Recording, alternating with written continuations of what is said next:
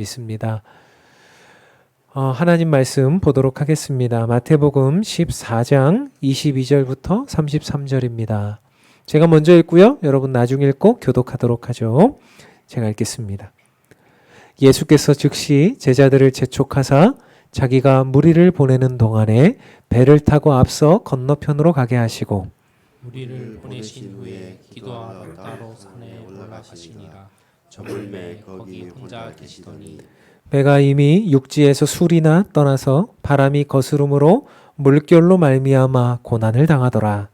밤 사경에 예수께서 바다 위로 걸어서 제자들에게 오시니 제자들이 그가 바다 위로 걸어오심을 보고 놀라 유령이라 하며 무서워하여 소리 지르거늘 예수께서 즉시 이르시되 안심하라 하니 두려워하지 말라. 베드로가 대답하여 이르되 주여 만일 주님이시거든 나를 명하사 물 위로 오라 하소서 하니 오라 하시니 베드로가 배에서 내려 물 위로 걸어서 예수께로 가되 바람을 보고 무서워 빠져가는지라 소리질러 이르되 주여 나를 구원하소서 하니 예수께서 즉시 손을 내밀어 그를 붙잡으시며 이르시되 믿음이 작은 자여 왜 의심하였느냐 하시고 배에 함께 오름에 바람이 그치는지라 배에 있는 사람들이 예수께 절하며 이르되 진실로 하나님의 아들이로소이다 하더라. 아멘. 여러분 추석 명절 잘 보내셨지요? 이제 열매 맺는 가을 또 좋은 시간 되셨을 줄 믿습니다. 우리는 오늘 마태복음 14장의 본문을 다시 보고 있습니다. 우리가 지난주에는 시편 1편을 이제 보았고요. 또 이제 그 전주에는 우리가 마태복음 14장 안에 들어있는 오병이어의 본문을 살펴보았습니다. 이 14장에 하나로 연결되어져 있는 이 모든 스토리가 이제 마지막에 오늘 본문의 이야기로 두려움과 믿음에 관한 이야기로 이제 마무리되어지는 것들을 우리가 보게 됩니다. 살아가면서 두려움을 느끼지 않는 사람은 없을 것입니다. 이 세상 누구라도 여기 있는 누구라도 다 두려움을 느끼고 살아갑니다. 여러분들은 언제 두려움을 느끼십니까? 제가 심리학적으로 이제 두려움을 느끼는 이유에 대해서 좀 찾아보았는데요. 대표적으로 세 가지의 요인에서 우리가 두려움을 느낀다고 합니다. 첫 번째, 인간이 두려움을 느끼는 요인은 언제나 인간은 애착할 대상을 찾는다고 하거든요. 애착할 대상. 그래서 우리가 어린 시절, 아주 어린 아이들이요. 아이가 처음 태어나면 엄마랑 애착을 하게 되지 않습니까?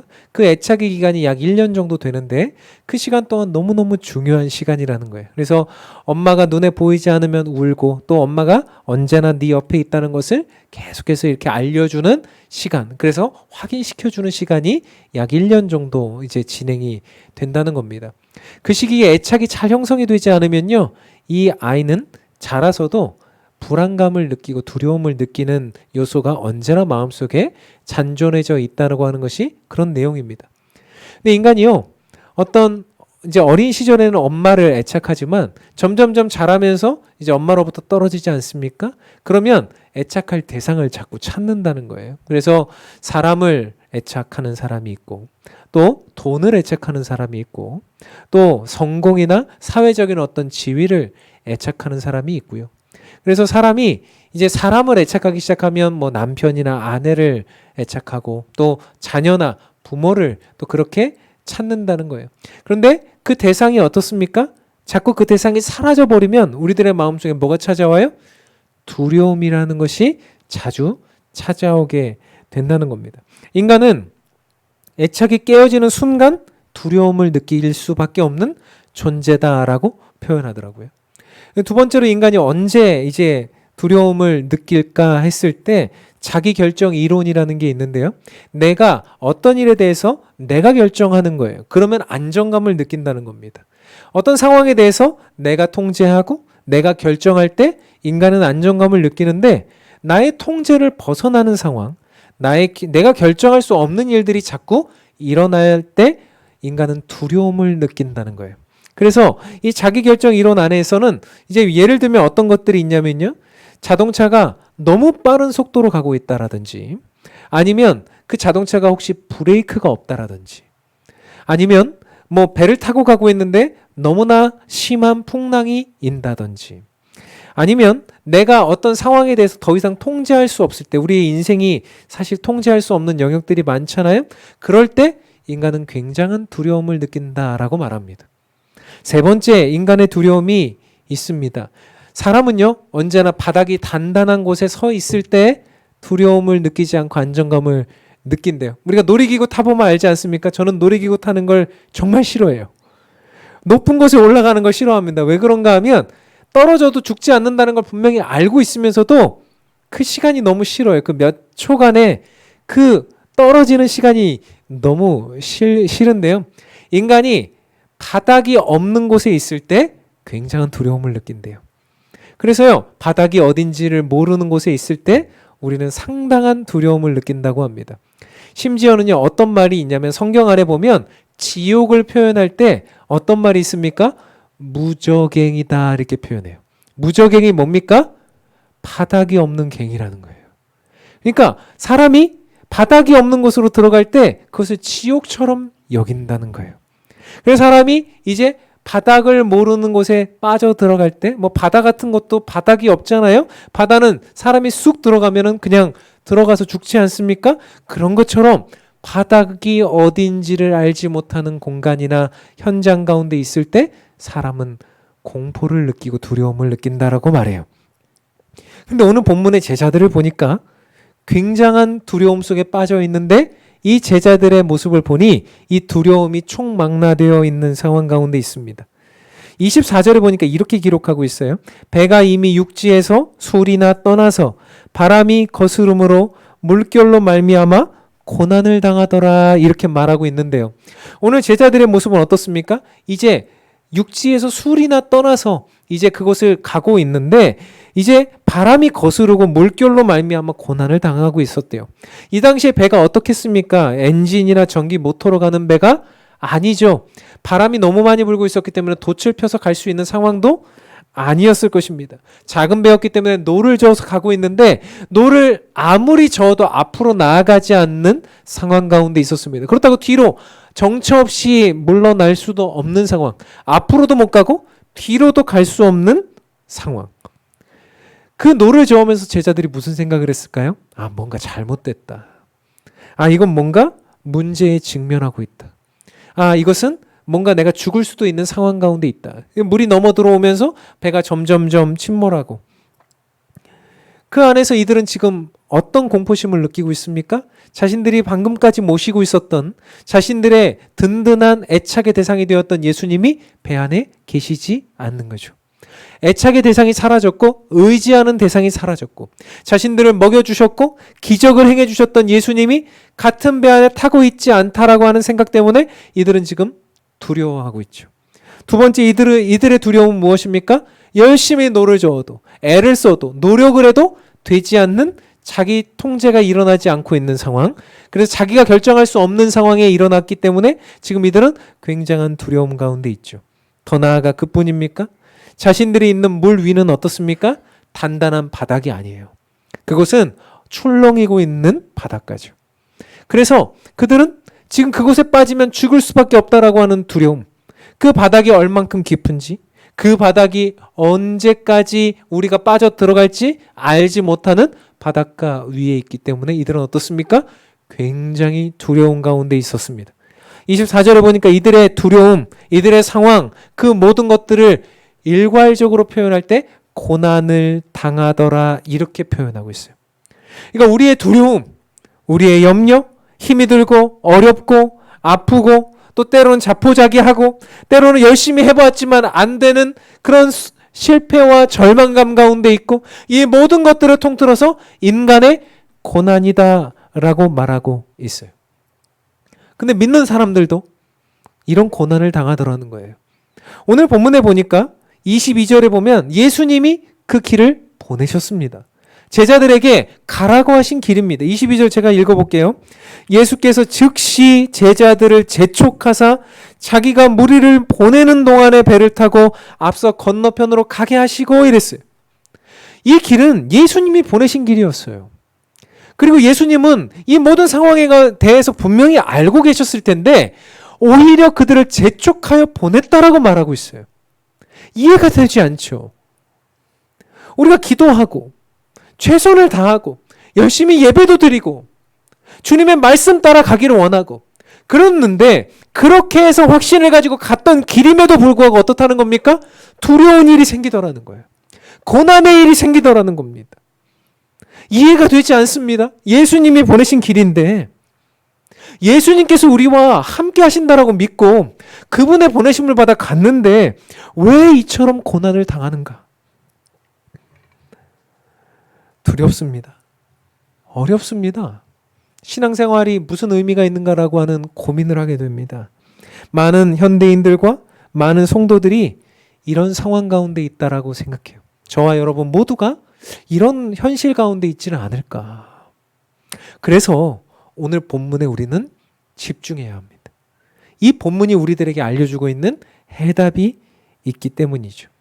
오늘 그렇게 고민하고 고난을 당하고 두려워하고 있는 제자들 앞에 나타난 모습이 어떤 모습입니까? 26절입니다. 26절을 한번 같이 읽어보도록 하겠습니다. 읽겠습니다. 시작. 제자들이 그가 바다 위로 걸어오심을 보고 놀라 유령이라 하며 무서워하여 소리 지르거늘. 지금 어떤 모습을 보고 있습니까? 26절에 보니까 예수님이 바다 위로 걸어오고 계시는 장면을 보는 거예요. 이거 엄청난 장면 아니겠습니까? 바람과 바다가 막 몰려오고 막 비는 얼굴을 때리고 눈도 제대로 뜰 수 없는 상황 속에 저쪽에서 무언가 하얀 물체가 다가오고 있는 거죠. 많은 사람들이 무서워할 거예요. 공포심이 들 겁니다. 이런 장면은 내가 본 적이 없는데 저쪽은 분명히 바다인데 저쪽은 분명히 물 위인데 지금 사람이 그 걸음을 걸어서 그곳을 걸어오고 있는 이 장면. 이 장면을 보면서 제자들의 모습은 더더욱 두려움에 떨고 있었을 겁니다. 이게 도대체 무슨 장면인가? 사실 예수님이 이런 장면을 의도해서 연출하셨다라고 우리는 볼 수 있겠는데 자, 이런 장면들을 왜 연출하시고 무엇을 가르치고 싶으셨는가를 우리는 궁금해하지 않겠어요? 사실 예수님이 뿅 하면 그 자리에 가 계실 수 있는 분이잖아요. 예수님이 그런 방법 아니고도 충분히 바닷가를 잠잠하게 여기고서 이렇게 오실 수도 있잖아요. 그런데 예수님이 오늘 굳이 이런 어려움에 있는 장면 속에서 그 바다 위를 걸어오는 장면을 연출하셨던 그 가르침의 의미가 무엇인지가 궁금하더라는 거예요. 여러 가지로 생각하고 살펴보고 묵상하며 또 여러 성경학자들의 의견들을 다 들여다 보았더니 예수님의 의도가 분명하게 나타납니다. 어쩌면 예수님은 지금 바다 위를 걸어오고 계시는데요. 여러분, 바다는 아까도 말씀드렸듯이 바닥이 우리가 단단한 어떤 그런 흙바닥이나 땅이 아니지 않습니까? 바닥은 그저 그렇게 있는 바다 위는 그저 우리가 빠져 죽을 수밖에 없는 그런 상황이에요. 근데 인생을 돌아보니까 어떻습니까? 우리들의 인생이 바다 위를 걷는 것 같더라는 거예요. 수많은 사람들이 그 바다 위에다가 건물을 쌓으려고 노력해요. 그 바다 위에다가 내가 노력해서 애를 써서 최선을 다해서 심지어 나의 성공과 나의 재산과 우리의 자녀들과 또 우리의 선행과 심지어는 종교심까지 더해서 그 바다 위에다 무언가를 쌓으려고 애를 써요. 그리고 그 바다 위를 반석으로 만들려고 노력하죠. 우리들의 인생이 불안하기 때문에 자꾸만 거기다 뭘 쌓으려고 노력을 하죠. 근데 여러분 해보셔서 아시겠지만 바다에다가 뭘 쌓아도 그것이 채워지던가요? 우리가 돈을 어느 정도 벌고 우리가 성공을 어느 정도 하고 우리의 자식들이 잘 나가고 우리가 누군가를 의지하고 그러면 뭔가 되던가요?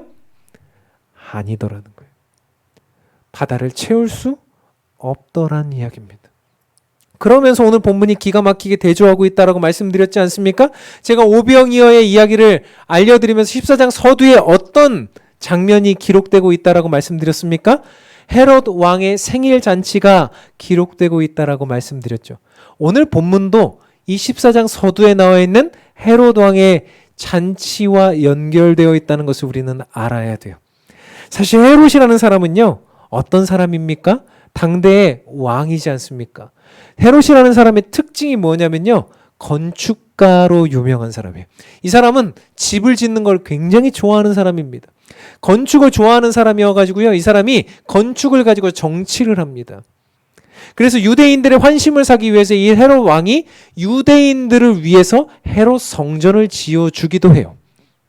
그러니까 그들의 환심을 사서 그들의 정치를 좀 편하게 해보려고 헤롯 왕이 헤롯 성전을 지어주기도 하고요. 그렇게 아름다운 성전들을 지어주고 아름다운 건축물을 짓기로 유명한 사람이에요. 이 사람이 정치를 할 때 수많은 사람들에게 건물을 지어주면서 그렇게 했고요. 자신의 왕궁도 엄청나게 화려하게 지었던 것으로 유명한 사람이에요. 그의 가문, 헤롯과 그의 가문은 건물 정치를 한다고 봐도 무방한 사람이에요. 그래서 이 가문은요, 그렇게 눈에 보이는 단단한 반석 위에 놓여진 건물을 가지고 나아가는 사람이에요. 헤롯이 생일잔치를 하고 있습니다. 고관 대작들을 다 불렀습니다. 로마의 통치를 받고 있었기 때문에 아마 로마에 있는 수많은 사람들도 불렀을 것입니다. 그들이 와서 함께 그 생일을 축하하면서 함께 무엇을 구성하고 있습니까? 그 단단한 궁궐 위에서, 그 안정적인 궁궐 위에서 이들은 사람의 네트워크를 구성하고 있는 거예요. 사람들은 다 그래요. 내가 저 사람하고 인맥이 있으면, 내가 저 사람하고 함께 하고 있으면 우리는 든든한 반석 위에 서 있는 거겠지?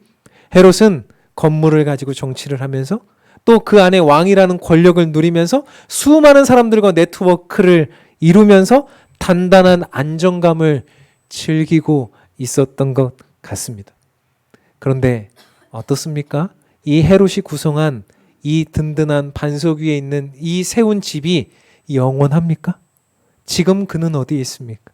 지금 그가 세운 반석 위에 있는 집들은 다 어디에 있습니까? 역사 속으로 사라져버리고 말았죠. 우리가 아무리 단단한 반석 위에 그 모든 것을 짓는다 해도 그것은 바다 위에 지은 것처럼 아무것도 아니더라는 거예요. 마태는 대조하고 있어요. 헤롯은 그렇게 하고 있었다. 그는 왕으로서 건물 정치를 하고 있었고 단단한 반석 위에, 단단한 왕궁 위에 사람들의 네트워크를 구성하고 있었다. 그러나 그 위세와 그 권세가 대단하다 해도 그것은 결국 무너지게 될 것이다. 고대 문명에서요, 바다는 종종 악이나 귀신들의 집합 장소로 여겨졌습니다. 구약 성경에서도요, 바다는 세상을 상징하기도 합니다. 그런데 예수님은 오늘 어떻게 하고 계세요? 예수님이 오늘은 어떻게 하고 계십니까? 지금 헤롯과 대조되는 왕이신 예수님은 지금 무엇을 하고 계십니까? 그 바다 위를 밟고 걸어오고 계세요. 의도적으로 보여주고 계시는 겁니다. 고난당하고 어려움 당하고 있는 제자들을 향해서, 세상에 있는 백성들을 향해서 예수님 뭘 보여주고 싶으셨던 겁니까? 땅이 없는 것 같지? 여기 아무것도 없는 것 같지? 그러나 나는 이 바다 위를 걸어서 그 바다 위를 밟고 통치하는 왕 중의 왕이다. 그것을 말씀해주고 상징적으로 보여주고 계시는 겁니다. 헤롯은 세상을 이용하여 권세를 누리려 했지만 예수님은 그 세상을 밟고 새로운 하나님의 나라를 이루고 구성하기를 원하셨다는 거예요. 바다와 풍랑과 그 모든 것들은 세상의 무서움을 뜻합니다. 우리를 죽일 것 같은 헤롯과 로마의 폭정을 말합니다. 언제나 그 풍랑은 인생의 어려움과 고난을 줍니다. 그러나 예수님은 그 풍랑 가운데 고난을 당하고 있는 제자들을 향해서 그 바다를 밟고 걸어오셔서 우리들에게 이렇게 말씀하고 계세요. 안심하라. 나니 두려워하지 말라. 안심하라. 나니 두려워하지 말라. 지금 절대자이신 예수님이 오셔서 애착 관계를 형성해 주고 계세요. 세상의 어떤 것과 애착하지 마라. 세상의 돈, 세상의 사람, 세상의 어떤 것과 애착하지 말라. 안심하라. 내가 왔으니 두려워하지 말라. 바닥을 모르는 그런 어려운 가운데 있느냐? 통제가 안 되는 그런 배 위에 있느냐? 내가 오면 그 모든 것을 해결할 것이다. 그리고 내가 지금 너희들과 함께 하고 있기에 두려워하지 말라. 오늘 주님이 우리들에게 말씀하고 계시는 거죠. 그래서 주님은 오늘 세상을 항해하고 있는 우리들에게 안심하라 나니 두려워하지 말라. 주님과 함께하면 두려울 것이 없다는 거예요. 믿으십니까? 칼빈은 이 구절을 해석하면서 이렇게 말했어요. 인간은 그리스도의 임재 없이는 단 한순간도 안전하지 않다. 인간은 그리스도의 임재 없이는, 그리스도와 함께하는 그것 없이는 단 한순간도 안전하지 않다. 사랑하는 성도 여러분, 무엇으로 여러분의 안정감을 삼고 계십니까? 여러분의 인생의 안정감과 인생의 수많은 어떤 평안함은 어디서부터 오는 것입니까? 우리가 이루어 놓았던 수많은 것들은 바다 위에 쌓은 그냥 집 같은 거예요. 언제든지 없어질 수 있고요. 언제든지 무너질 수 있는 거죠. 그런데 예수님과 함께하는 그 길, 예수님과 함께 밟는 그 길은 바다 위라 할지라도 안전하다는 거예요. 오늘 그 내용들을 시편 131편이 이렇게 기록하고 있더라고요. 여호와여, 내 마음이 교만하지 아니하고 내 눈이 오만하지 아니하오며 내가 큰 일과 감당하지 못할 놀라운 일을 하려고 힘쓰지 아니하나이다. 2절은 같이 읽겠습니다. 실로 내가 내 영혼으로 고요하고 평온하게 하기를 젖된 아이가 그의 어머니의 품에 있음 같게 하였나니 내 영혼이 젖된 아이와 같도다. 아멘. 여러분, 우리의 영혼이 이 세상 가운데 있을 때 고요하고 평안한 것을 젖된 아이처럼 그렇게 한다. 근데 여러분, 이 시편 131편이 상당히 이상한 거라고 했어요. 여러분, 영혼이 평온하고 고요한데 젖된 아이가 그것과 같다? 맞습니까? 아이 키워본 사람들은 알아요. 젖된 아이는 이렇게 고요하고 평온하지 않아요. 젖된 아이는 어떻습니까? 난리가 나요. 입에다가 빨리 젖을 물려달라는 거예요. 자기 입에 뭔가 우유가 들어가야 된다는 거예요. 그렇지 않으면 이 젖된 아이는 울고 불안해하고 두려워합니다. 자신이 죽을까봐 겁내합니다. 그래서 그 아이의 입속에 엄마의 젖이 들어가야, 먹을 것이 들어가야 이 아이는 평온하고 고요할 텐데, 오늘 131편 보니까 뭐라 그래요? 고요하고 평안하게 하기를 젖된 아이가 그렇게 하고 있다는 거예요. 이 젖된 아이가 어떻게 이렇게 평안할 수 있었습니까? 어떻게 평안할 수 있었다고요? 엄마 품에 있기 때문에. 이 아이의 입에 먹을 것을 주지 않아도 그 모든 것의 근원이신 엄마 품에 있기 때문에 이 아이는 어떻습니까? 평온하고 고요할 수 있다는 거예요. 우리가 신앙생활을 할 때도 이럴 때가 많아요. 기도하면서 울고 보채고 때를 씁니다. 하나님, 도대체 이게 뭡니까? 주님이 가라고 가신 길인데, 주님이 말씀하신 길인데 어째서 앞으로도 못 가고 뒤로도 못 가고, 도대체 밑바닥은 어디이며 내가 어디로 가야 될지, 내가 지금 여기 떨어져서 죽어야 될지, 아니면 지금 물이 받아서 와서 내가 그냥 여기서 함몰돼서 그냥 죽어야 될지, 주님 도대체 어떻게 해야 됩니까? 제 입에 들어가는 거 하나 없이 저 이러고 있는데 어떻게 해야 됩니까? 주님은 말씀하시는 거예요. 그것으로, 세상의 것으로 안정감을 누릴 수 없다. 내가 바다를 밟고 너희들에게 오는 것처럼, 내가 너희들과 함께하면 세상을 상징하는 그 바다 위를 밟고 오시는 만왕의 왕이신 그분과 함께하면 우리는 안정감을 누리고 평안할 수 있다라고 우리에게 말씀하고 계시는 거예요. 요한복음 14장 1절과 18절 우리 한번 같이 읽어봅시다. 읽겠습니다. 너희는 마음에 근심하지 말라. 하나님을 믿으니 또 나를 믿으라. 18절 읽어볼까요? 내가 너희를 고아와 같이 버려두지 아니하고 너희에게로 오리라. 아멘. 예수님이 분명히 말씀하고 계시잖아요. 마음에 근심하지 말라. 하나님을 믿는 믿음을 갖고 나를 믿어라. 내가 너희들에게 다시 올 것이다. 내가 너희들 고아처럼 내버려 두지 않을 것이다. 두려워하지 마십시오. 안심하십시오. 주님께서 분명히 여러분과 함께 하시고, 지금 세상을 밟고 이 땅 가운데 오셔서 우리를 위해 목숨을 내어주시고 자신의 모든 삶을 바쳐서 우리를 위해서 내어주신 그분이 우리와 함께하고 계시고, 지금 바다 위를 걸어서 세상을 걸어서 우리에게 오신 예수님인 줄 믿으시기를 주님의 이름으로 축원합니다. 그런가 하면 두 번째, 오늘 본문에서 특이한 장면이 하나 더 등장해요. 그것은 바로 28절부터 32절인데 다시 한번 읽어볼게요. 우리 같이 한번 읽어봅시다. 시작. 베드로가 대답하여 이르되 주여 만일 주님이시거든 나를 명하사 물 위로 오라 하소서 하니 오라 하시니 베드로가 배에서 내려 물 위로 걸어서 예수께로 가되 바람을 보고 무서워 빠져가는지라 소리질러 이르되 주여 나를 구원하소서 하니 예수께서 즉시 손을 내밀어 그를 붙잡으시며 이르시되 믿음이 작은 자여 왜 의심하였느냐 하시고 배에 함께 오름에 바람이 그치는지라. 아멘. 많은 분들이 오늘의 이 장면을 베드로가 실패한 장면으로 묘사합니다. 예수님 앞에서 저도 물 위를 걸어보고 싶습니다 해서 물 위로 뛰어들었는데 몇 발자국 가지 못해서 그저 빠져들어갔다. 그리고 믿음이 없었다. 그러니 어떻게 해요? 믿음을 가지세요, 여러분. 믿음을 가지면 더 걸을 수 있잖아요. 믿음을 가지면 더 많이 걸을 수도 있었잖아요. 근데 왜 빠져갑니까? 예수님 오셔서 구해 주시겠지만 여러분 믿음을 가지세요. 우리가 이렇게 베드로의 실패를 교훈 삼았던 일들이 많습니다. 뭐 그렇게 볼 수도 있는 장면인 것 같아요. 근데 저는 제 인생을 돌아보고 우리들의 수많은 성도님들과의 그런 여러 가지 일들을 제가 지켜보고 하면서 이 장면이 과연 베드로가 실패한 장면일까? 좀 다른 관점으로 볼 수 있지 않을까? 저는 이 장면이 어쩌면 베드로만이 유일하게 할 수 있었던 베드로만이 하고 있는 성공의 장면이 아닐까?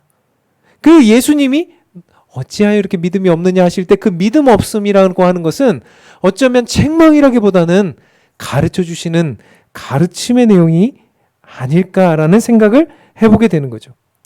저는 이 장면을 보면서 야, 베드로가 많이 발전했네. 베드로가 지금 많이 훌륭해졌네.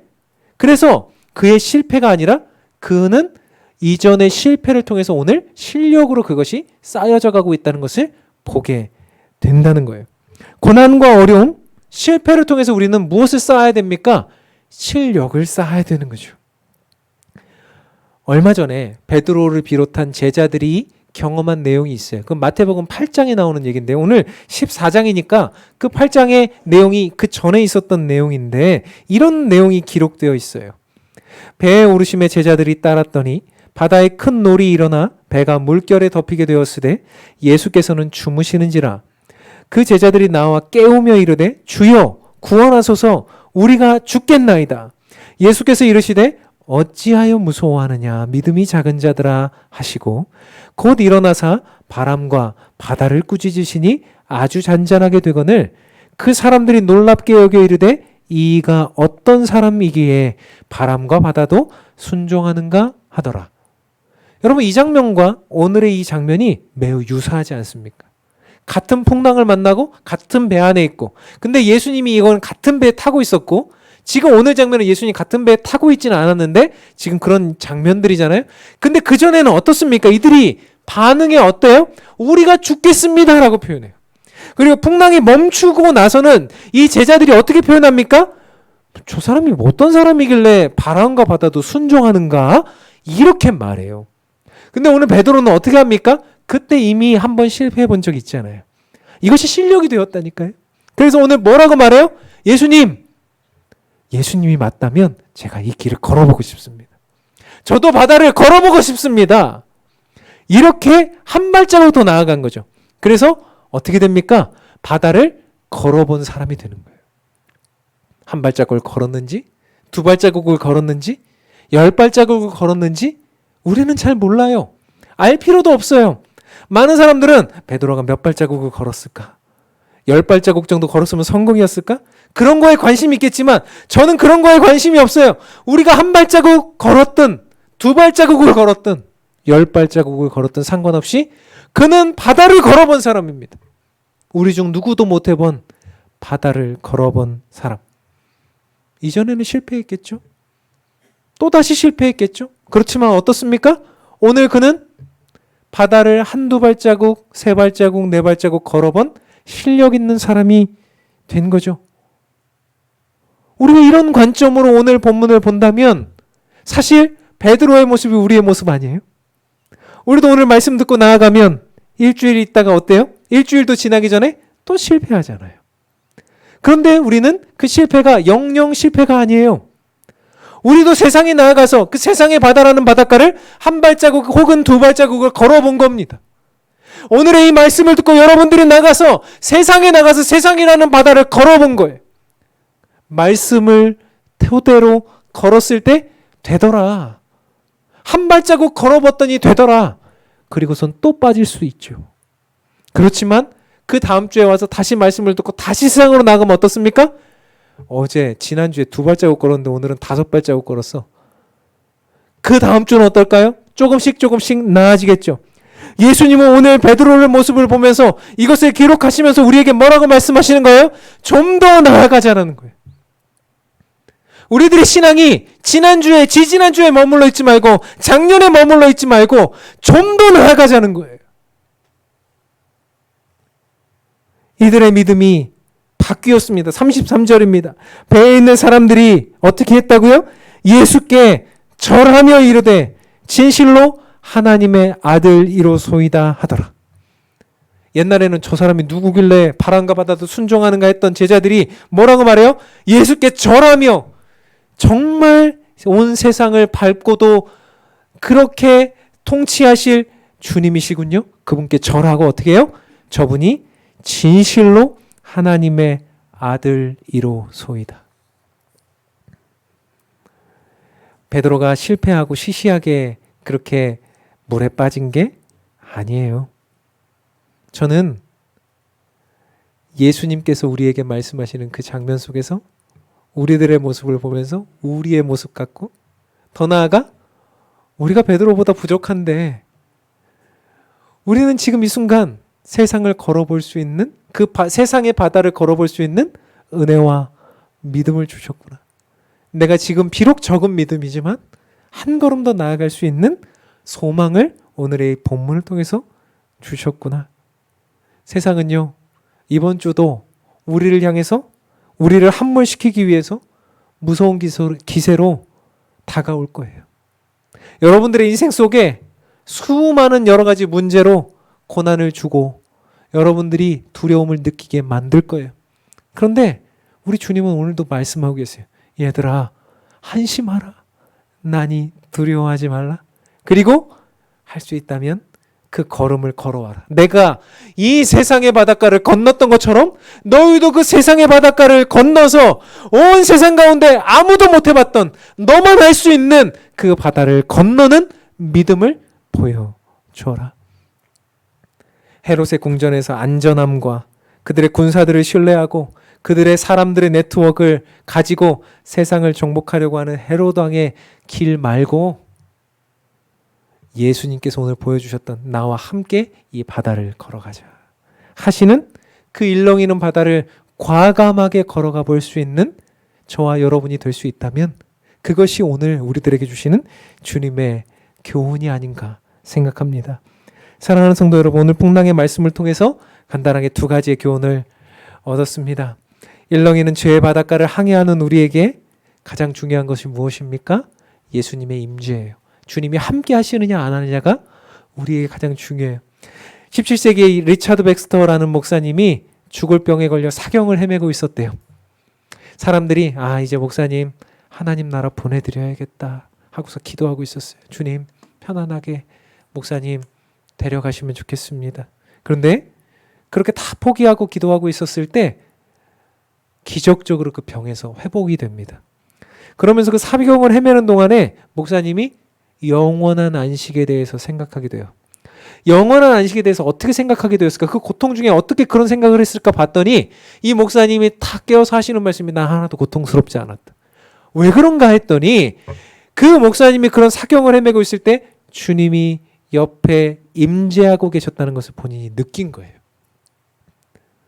그것을 느끼고 나니까 이 목사님이 어떤 생각을 하게 되냐면 이 세상 어떤 것도 소망 없고 이 세상 어떤 것도 확실한 거 없고 그저 주님의 임재만이 나에게 소망입니다. 우리들에게 안전한 것, 우리를 든든하게 받쳐주는 것, 헤롯의 궁전이나 건물이나 사람들의 어떠함이 아니라는 거예요. 우리들의 안전, 우리들의 모든 것은 예수님과 함께 하느냐, 그렇지 않느냐, 주님이 우리와 동행하시느냐, 그렇지 않느냐라는 것을 보여주고 있는 거죠. 세상의 어떠한 질병, 세상의 어떠한 문제, 그 세상의 어떠한 모든 것들이 우리를 함몰시키려고 하고 두렵게 만들려고 하지만 우리는 어떻습니까? 주님이 그 모든 것을 밟고 오신 왕 중의 왕이시기 때문에 두려워하지 않는 거죠. 그 주님이 오늘 우리에게 뭐라고 말씀하세요? 걸어오라. 걸어오라. 믿음으로 걸어오라. 그 길을 걸어갈 때 한 걸음 더 나아가면 오늘 우리는 성공한 것이라고 믿습니다. 이번 한 주간 한 걸음 더 나아갈 수 있었으면 좋겠어요. 주님 앞에 믿음을 가지고요. 주님이 오라 하시는 그 세상을 향해서, 그 바다를 향해서 한 걸음 더 걸어가 주의 뜻을 이루는 저와 여러분, 그리고 우리 교회가 되기를 주님의 이름으로 소원합니다. 우리 같이 찬양하고 기도하겠습니다. 주님이 우리를 부르시기 때문에 두려움 없이 배에서 나아가겠습니다. 오라 하시는 주님 앞에 우리가 바다가 반석이 되는 일들을 경험하겠습니다. 예수 그리스도와 동행하는 그 길을 걸어가겠습니다. 함께 고백하며 찬양합시다.